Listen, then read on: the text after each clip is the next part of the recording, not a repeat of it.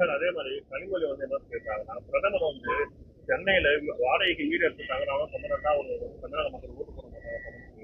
அவங்களுக்கு என்னன்னா அவங்க அப்பா கட்டி வச்ச வீட்டுல தங்கியிருக்காங்க. அந்த அம்மா உழைச்சி ஏதாச்சும் சம்பாதிச்சிருக்காங்களா? கனிமொழி அந்த மாதிரி சொந்தமா ஏதாச்சும் காடு மேட்ல போய் வேலை செஞ்சு விவசாயம் பார்த்து சம்பாதிச்சாங்களா? கேட்டா டாக்டர் ஆஃப் கலைஞர் கருணாநிதி, அவ்வளவுதான். அதை வச்சு ஓசியில வாழ்ந்துட்டு இருக்காங்க. அதனால ஓசியில வாழ்ற கனிமொழி அவர்களுக்கு பிரதமரை பத்தி பேசுவதற்கு எந்த அருகதையும் இல்லை என்று நான் பார்க்கிறேன். கனிமொழி அவர்கள் என்ன உழைச்சாங்க? பிரதமரை பத்தி பேசுவதற்கு என்ன தகுதி? ஓசியில வாழ்ந்துட்டு இருக்காரா? அப்பா பேரை வச்சு வாழ்ந்துட்டு இருக்காரா? வாழ்ந்துட்டு இருக்காங்க. கருணாநிதிங்கிற வார்த்தையை தூக்கிட்டா கனிமொழி யார்?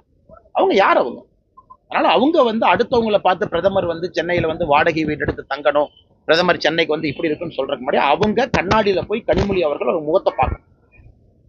எத்தனை ஊழல் வழக்கு அவர் மேல இருக்கு, எத்தனை ஜெயிலுக்கு போயிருக்கிறாங்க. இங்க திராவிட முன்னேற்ற கழகம் 100 ரூபாய் குறைக்கிறேன்னு தேர்தல் வாக்குறுதி கொடுத்து ஆட்சிக்கு வந்தாங்க. தேர்தல் வாக்குறுதி கொடுத்து வந்தவர்கள் இன்னும் 100 ரூபாய் கூட குறைக்கல. ஆனா நம்முடைய பாரத பிரதமர் நரேந்திர மோடி அவர்கள் தொடர்ந்து நம்முடைய சகோதரிகளுக்காக, நம்முடைய தாய்மார்களுக்காக நம்முடைய ஆட்சி 10 ஆண்டு காலமாக இருக்கு. இன்னைக்கு மறுபடியும் 100 ரூபாய் குறைச்சிருக்கோம். அப்படித்தான் நான் சொல்றேன். அதாவது 100 ரூபாய் குறைத்தோம் என்று சொல்வதை விட மறுபடியும் 100 ரூபாய் குறைத்திருக்கின்றோம். பாஜகவுடைய இறுதி பட்டியல் எடுத்துட்டு டெல்லி போயிருந்தீங்க. நான் டெல்லி அதுக்கு தான் போனேன்னு உங்களுக்கு என்ன தெரியும்?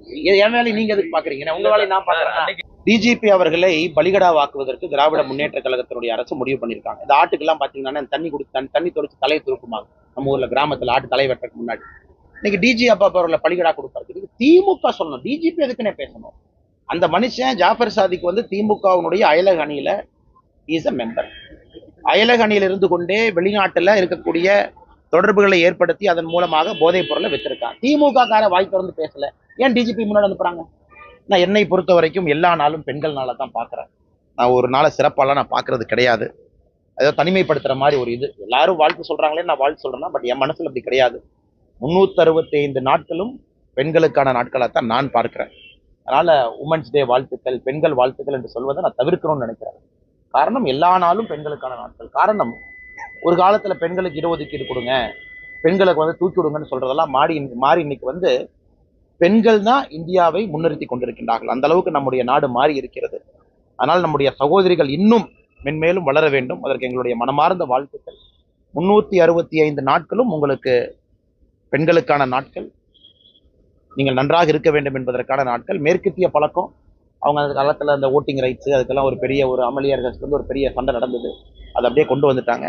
அதனால் எல்லா சகோதரிகளுக்கும் தாய்மார்களுக்கும் இந்த நாள் நன்றாக இருக்க வேண்டும். சார், மகளிர் தினத்தன்று இன்றைக்கு சமையல் எரிவாயு விலை 100 ரூபாய் குறைத்திருக்கிறதாக மோடி அவர்கள் ட்விட்டர்ல பதிவிட்டிருக்காங்க. இந்த நாளுக்கும் அதுக்கும் தொடர்பு உண்டா, இல்ல மக்களுக்கு எல்லாருக்கும் பயன்படும்? என்ன, பிரதமர் அவரை பொறுத்தவரை கடந்த 8 மாத காலமா நீங்க பாருங்க, குறிப்பா கேபினட் டெசிஷன்ஸ் யாரெல்லாம் மோடி சிலிண்டர் வச்சிருக்காங்களோ, மோடி சிலிண்டர் யார் பயன்படுத்தி 2014 பிறகு யாரு கேஸ் சிலிண்டர் வரலையோ அவர்களுக்கு மோடி சிலிண்டர் மூலமாக வந்தவர்களுக்கு 300 ரூபாய் மானியம் இருந்துச்சு. இன்னைக்கு அது 400ஆக மாறி இருக்கு. மோடி சிலிண்டர் இல்லாதவங்களுக்கு 200 ரூபாய் மானியம் இருந்துச்சு. இன்னைக்கு அது 300 மாறி இருக்கு. ஆனா இங்க திராவிட முன்னேற்ற கழகம் 100 ரூபாய் குறைக்கிறேன்னு தேர்தல் வாக்குறுதி கொடுத்து ஆட்சிக்கு வந்தாங்க. தேர்தல் வாக்குறுதி கொடுத்து வந்தவர்கள் இன்னும் 100 ரூபாய் கூட குறைக்கல. ஆனா நம்முடைய பாரத பிரதமர் நரேந்திர மோடி அவர்கள் தொடர்ந்து நம்முடைய சகோதரிகளுக்காக, நம்முடைய தாய்மார்களுக்காக நம்முடைய ஆட்சி 10 ஆண்டு காலமாக இருக்கு. இன்னைக்கு மறுபடியும் 100 ரூபாய் குறைச்சிருக்கோம். அப்படித்தான் நான் சொல்றேன். அதாவது 100 ரூபாய் குறைத்தோம் என்று சொல்வதை விட மறுபடியும் 100 ரூபாய் குறைத்திருக்கின்றோம். மோடி சிலிண்டர் அவர்களுக்கு 400 ரூபாய் மானியமும், மோடி சிலிண்டர் இல்லாம 2014 முன்பு யாரெல்லாம் சிலிண்டர் வச்சிருந்தாங்களோ அவங்களுக்கு 300 ரூபாய் மானியம் வந்திருக்கு. இதை வரவேற்கின்றோம். அதே மாதிரி கனிமொழி என்ன சொல்லியிருக்காங்கன்னா பிரதமர் சென்னையில வாடகைக்கு வீடு எடுத்துட்டாங்கன்னா சொந்தா ஒரு தமிழக மக்கள் ஓட்டு போட மாட்டாங்க. அவங்களுக்கு என்னன்னா அவங்க அப்பா கட்டி வச்ச வீட்டுல தங்கியிருக்காங்க. அந்த அம்மா உழைச்சி ஏதாச்சும் சம்பாதிச்சிருக்காங்களா? கனிமொழி அந்த மாதிரி சொந்தமா ஏதாச்சும் காடு மேட்ல போய் வேலை செஞ்சு விவசாயம் பார்த்து சம்பாதிச்சாங்களா? கேட்டா டாக்டர் ஆஃப் கலைஞர் கருணாநிதி, அவ்வளவுதான். அதை வச்சு ஓசியில வாழ்ந்துட்டு இருக்காங்க.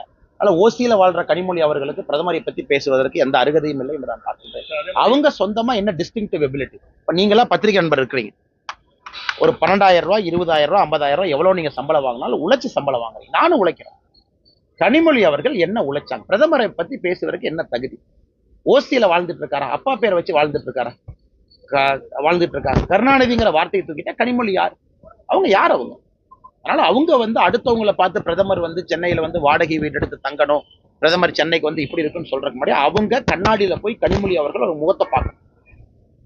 எத்தனை ஊழல் வழக்கு அவர் மேல இருக்கு, எத்தனை ஜெயிலுக்கு போயிருக்கிறாங்க, எல்லாம் அந்த ஜூஜி டேப்ல அவங்க பேசுறதெல்லாம் எல்லாம் லீக் ஆயிட்டு இருக்கு பாருங்கலாம். ஆனா கனிமொழி அவர்கள் இது போன்ற பேசலாம் தவிர்க்கணும். எப்ப அவங்க வந்து சீனா கொடியெல்லாம் போய் டிஃபெண்ட் பண்ண ஆரம்பிச்சாங்களோ அன்னைக்கு அவங்க ஒரு உடன்பிறப்பா மாறிட்டாங்க. 200 ரூபாய் உடன்பிறப்பா மாறிட்டாங்க, உண்மை சொல்ல வேண்டும் என்றால். அதனால் கனிமொழி அவர்கள் ஒரு கண்ணாடியை பார்த்து பேசி பழக வேண்டும். யாருகிட்ட எப்படி பேசணும், பிரதமரை பற்றி பேசுவதற்கு ஒரு தகுதி வேண்டும். அந்த தகுதி 0.5% கூட கனிமொழி அவர்களுக்கு இல்லை என்பது என்னுடைய கருத்து. இறுதி பட்டியல் சார், பாஜகவுடைய இறுதி பட்டியல் எடுத்துட்டு டெல்லி போயிருந்தீங்க. நான் டெல்லி அதுக்கு தான் போனேன்னு உங்களுக்கு என்ன தெரியும்? என் வேலையை நீங்க எதுக்கு பாக்குறீங்க? உங்க வேலையை நான் பாக்குறேன். டெல்லி அதுக்கு தான் போனேன்னு உங்களுக்கு என்ன தெரியும்? பல விஷயத்துக்கு போயிருக்கலாம், கூட்டணிக்கு போயிருக்கலாம், இறுதி பட்டியலுக்கு போயிருக்கலாம், டிஸ்கஷனுக்கு போயிருக்கலாம், வேற விஷயத்துக்கு போயிருக்கலாம், பிரதமருடைய நிகழ்வை பத்தி பேசுறதுக்கு போயிருக்கலாம். அதனால என்னுடைய வேலையை நீங்க செய்றீங்க. ஸோ கண்டிப்பா எங்களுடைய பட்டியல் வெளியிடும் பொழுது பத்திரிகை நண்பர்களுக்கு சொல்வது எங்களுடைய கடமை. நிச்சயமா இருக்கும். சார், பிரதமர் மோடி தமிழகம் வரும்போது சாலை உணவுனா அவருக்கு சரியான வரவேற்பு கொடுக்கலான்னு தமிழக பாஜக இல்லையே, சாலை வரவேற்பு பிளானே பண்ணலையே, சாலை வரவேற்பு பிளான்லயே இல்லையே, சாலை வரவேற்பு பிளான்லயே இல்லை. அதான் என் வேலையை நான் செய்யறேன், நீங்க உங்க வேலையை நீங்க பாருங்க. மோடிஜிக்கு எப்படி வரவேற்பு கொடுக்கணும்னு எங்களுக்கு தெரியும். மோடிஜி எங்க கூட்டிட்டு வரணும் எங்களுக்கு தெரியும். பத்திரிகை நண்பர் நீங்க கவலைப்படுறீங்க, திமுக காரன் கவலைப்பட்டு போறான். மீண்டும் மோடி அவர்கள் வராரா சென்னைக்கு பிரச்சாரத்துக்கு? இந்த மாதிரி நிகழ்வுகளுக்கு பொதுக்கூட்டத்துக்கு வராங்க, வர இருக்காங்க. நிறைய வருவாங்க, தொடர்ந்து நிறைய நிகழ்வு இருக்கு, நீங்க பாருங்க. குறிப்பாக 12ஆம் தேதி மார்ச்சுக்கு பிறகு இன்னும் நிறைய முறை பிரதமர் அவர்கள் வர இருக்கிறாங்க. ஐயா, நேற்று டிஜிபி பேட்டியில 10 லட்சம் மதிப்புள்ள சிசிடிவி கேமராவை ஜாபர் ஜாதிக்கு கொடுத்தாரு, நாங்க வாங்கியிருக்கோம்னு சொல்லி ஒப்புதல் வாக்குமூலம் அளித்திருக்காரு. டிஜிபி அவர்களை பலிகடா வாக்குவதற்கு திராவிட முன்னேற்ற கழகத்தினுடைய அரசு முடிவு பண்ணியிருக்காங்க. இந்த ஆட்டுக்கெல்லாம் பாத்தீங்கன்னா தண்ணி தொடிச்சு தலையை துருக்குமாங்க. நம்ம ஊர்ல கிராமத்துல ஆட்டு தலை வெட்டக்கு முன்னாடி இன்னைக்கு டிஜி அப்பா அவர்களை பலிகடா கொடுப்பாரு. திமுக சொல்லணும், டிஜிபி எதுக்குன்னே பேசணும். அந்த மனுஷன் ஜாஃபர் சாதிக்கு வந்து திமுகவினுடைய அயலக அணியில இஸ் அ மெம்பர்.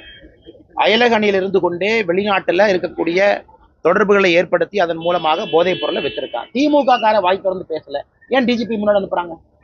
டிஜிபி என்ன மாதிரிலாம் பேசுறாரு? இல்ல அதோட பொருளுடைய விலை குறைவு, என்சிபி விலை அதிகப்படுத்தல டிஜிபி பேசுற பேச்சானே.